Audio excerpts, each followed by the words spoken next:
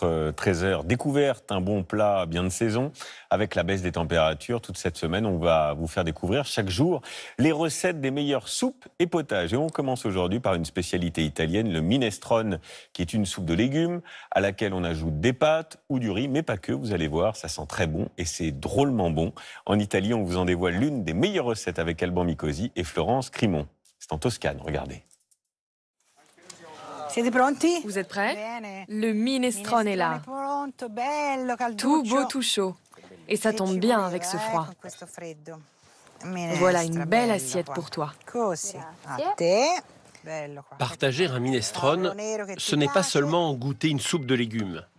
C'est avant tout participer à la vie d'une famille italienne quand les températures conduisent à se recentrer sur la maison. Ce n'est pas une recette qu'on mange au restaurant. C'est un plat qui nous rappelle la maison, qui veut dire l'hiver quand nous sommes ensemble chez nous pour partager un bon minestrone. Ce sont des saveurs que nous retrouvons en cette période de l'année. Et c'est un plaisir de l'automne. En Toscane, quand l'automne arrive, les habitants trouvent au jardin ce qui fera la soupe du jour. Tout près de San Gimignano, Amico cultive avec soin son potager. On va prendre diverses variétés de légumes pour faire notre minestrone pour qu'il soit bien parfumé. Parmi les poireaux, on va prendre ceux-là, qui sont les plus beaux, les plus gros. Des légumes de saison cultivés sans le moindre produit chimique. Le voici. Cette année, les poireaux sont magnifiques. Et parmi lesquels Amico a une idée bien précise de ce qui va servir. Nourrissant, bon pour la digestion, vraiment fantastique. Pour faire certaines recettes de légumes, le poireau est indispensable.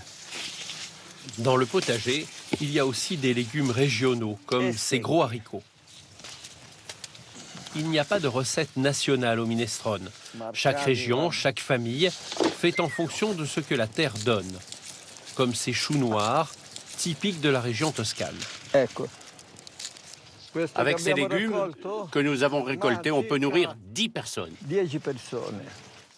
Amico a 86 ans. Il passe chaque jour plusieurs heures dans son potager. Ses proches disent que les légumes sont comme un élixir de jouvence. C'est très bon pour la santé. Si vous voulez vivre 86 ans comme lui, sain et fort, il faut un peu de tout ça. J'ai une santé de fer. Les légumes soigneusement nettoyés et épluchés sont prêts à être cuits. Giuseppina enseigne dans la région l'art de la cuisine toscane. Prenons nos légumes, on les met au fond de la casserole et ils serviront de base. Mais il faut faire attention à ce que ça ne brûle pas. Donc on va déjà préparer le reste des légumes, comme ça on pourra les rajouter rapidement sur le feu.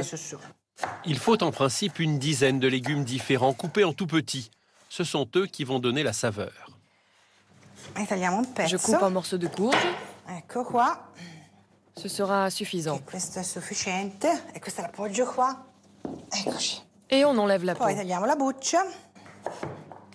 Les pommes de terre et la courge apporteront l'onctuosité. Et maintenant, on va se mettre à cuisiner. On place ici tous nos ingrédients. La cuisson se fait en 2 étapes. On doit attendre que les oignons deviennent transparents. Ce sera le signe qu'on peut ajouter les autres légumes. D'abord, à feu vif, on fait revenir la base dans l'huile d'olive, puis on insère les légumes.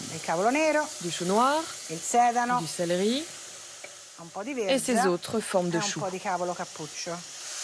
On ajoute alors l'eau, environ la moitié de la casserole, avant de mettre les légumes à cuisson rapide. Les pommes de terre, notre basilic, la courge jaune. Bien, allez, je mets tout le reste. Et puis on va ajouter du poivre, parce que notre minestrone doit avoir un peu de caractère.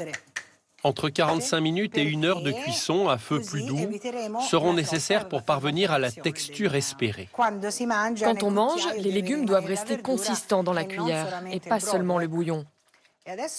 Voilà, c'est prêt. Merveilleux. Le minestrone est prêt à être servi avec du pain ou des pâtes. En Toscane, on prétend que la recette est inchangée depuis la cour des Médicis et les châteaux où une soupe cuisait en permanence dans la cheminée. Voilà, une belle histoire de tradition là encore.